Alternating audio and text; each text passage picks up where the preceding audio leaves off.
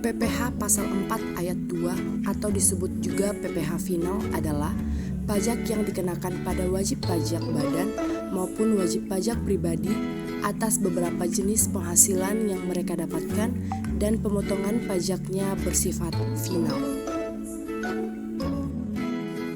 Objek PPh Pasal 4 Ayat 2. Yang pertama, peredaran bruto atau omset penjualan sebuah usaha di bawah 4,8 miliar dalam 1 tahun masa pajak. Yang kedua, bunga dari deposit dan jenis-jenis tabungan, bunga dari obligasi dan obligasi negara, dan bunga dari tabungan yang dibayarkan oleh koperasi kepada anggota masing-masing. Dan yang ketiga adalah hadiah berupa lotre atau undian.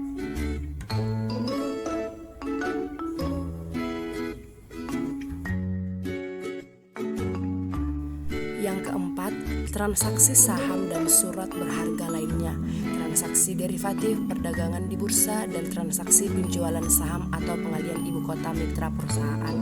Yang kelima, transaksi atas pengalian aset dalam bentuk tanah atau sewa bangunan, usaha jasa konstruksi, usaha real estate, dan sewa atas tanah atau bangunan. Yang keenam, pendapatan tertentu lainnya sebagaimana diatur dalam atau sesuai dengan peraturan pemerintah.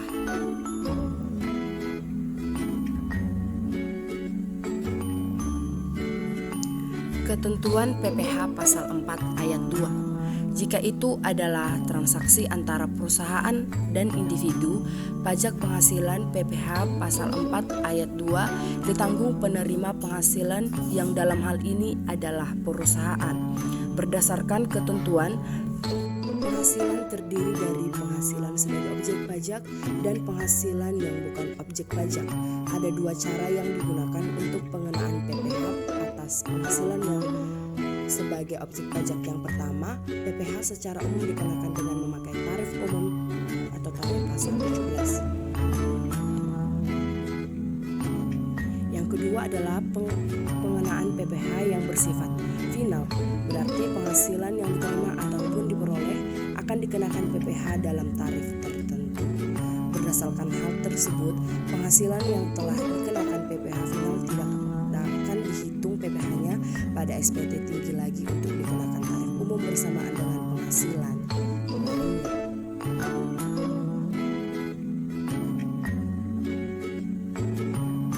Berikut adalah jadwal penyetoran dan pelaporan PPh Pasal 4 Ayat 2.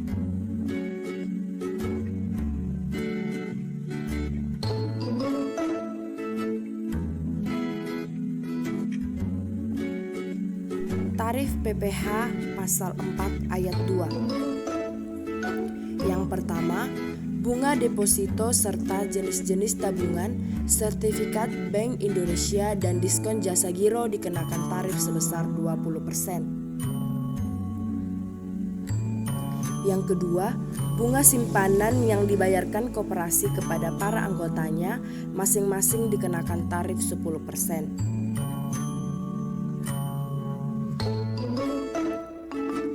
Yang ketiga, bunga dari kewajiban dengan berbagai jenis tarif dari 0 sampai 20%.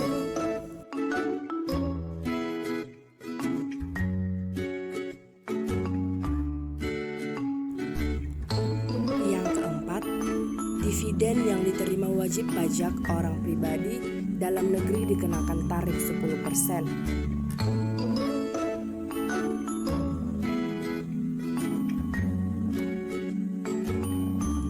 Yang kelima, hadiah lotre atau undian dikenakan tarif 25%.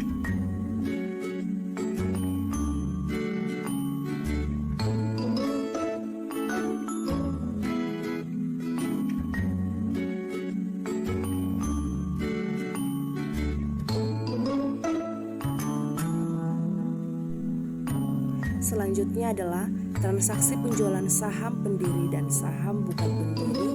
Tarifnya masing-masing adalah 0,5% dan 0,1%. Yang selanjutnya, jasa konstruksi dikenakan tarif 2-6%. Selanjutnya adalah sewa atas tanah dan atau bangunan, tarifnya adalah 10%.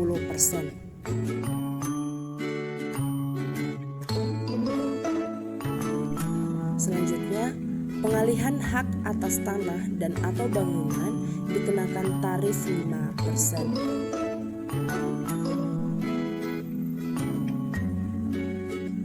Dan yang terakhir adalah transaksi dari penjualan saham dikenakan 0,1%. Contoh perhitungan PPh pasal 4 ayat 2.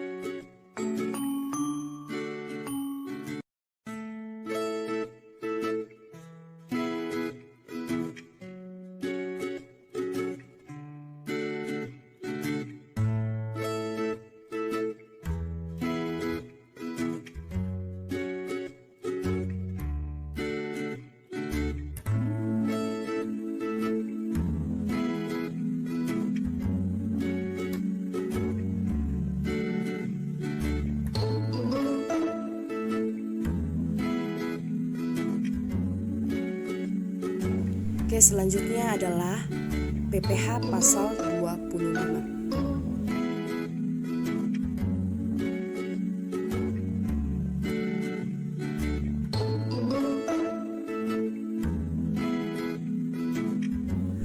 PPh pasal 25 adalah pajak yang dibayar secara angsuran. Tujuannya adalah untuk meringankan beban wajib pajak, mengingat pajak yang terutang harus dilunasi dalam waktu 1 tahun. Pembayaran ini harus dilakukan sendiri dan tidak bisa diwakilkan.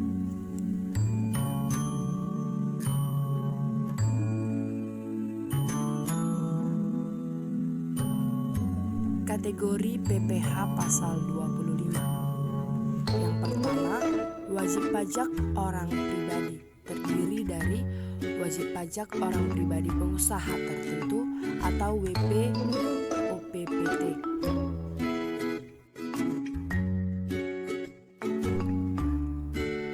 Yang kedua, wajib pajak orang pribadi selain pengusaha tertentu atau WP OPSPT.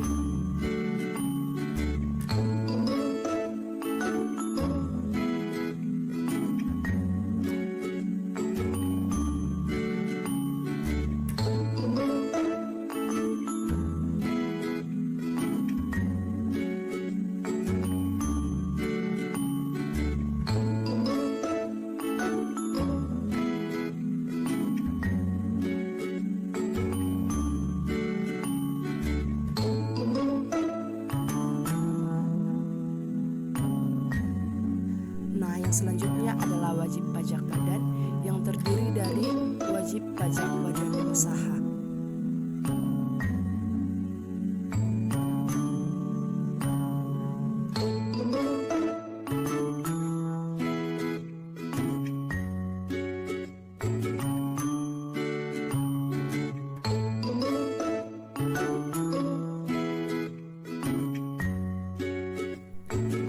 Ketentuan PPh Pasal 25. Adapun ketentuan dalam PPh Pasal 25 adalah wajib pajak yang memiliki kegiatan usaha akan membayar angsuran pajak penghasilan setiap bulannya. Batas waktu pembayaran PPh Pasal 25 adalah paling lambat tanggal 15 bulan berikutnya dari masa pajak yang akan dibayarkan. Apabila ada keterlambatan dalam penyetoran dan pelaporan PPh Pasal 25, terdapat sanksi yang berlaku, yaitu dikenakan bunga sebesar 2% per bulan dari tanggal jatuh tempo hingga tanggal pembayaran.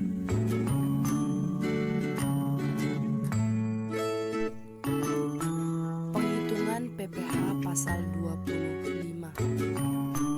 PPh Pasal 25 dituliskan dalam bentuk SPT tahunan dengan penghitungannya selama setahun sekali setelah data penghasilan sudah lengkap selama 1 tahun tersebut.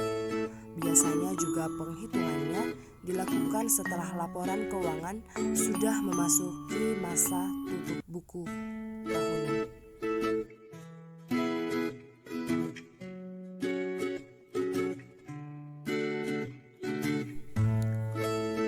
Dalam ketentuannya, besarnya angsuran PPh Pasal 25 dalam tahun pajak berikutnya setelah tahun pelaporan di SPT tahunan dihitung sebesar PPh Pasal 25 yang terutang pajak tahun lalu dikurangi pajak penghasilan berikut ini. Yang pertama PPh Pasal 21, yang kedua PPh Pasal 23,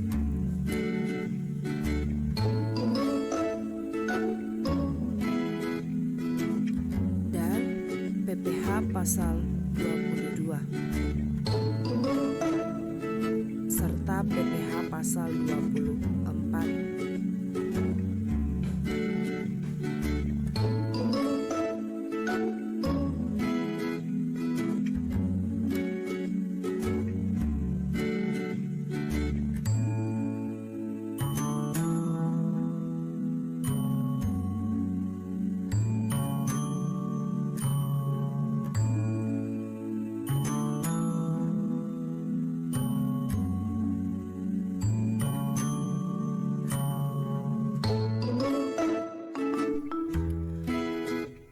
Contoh penghitungan PPh Pasal 25.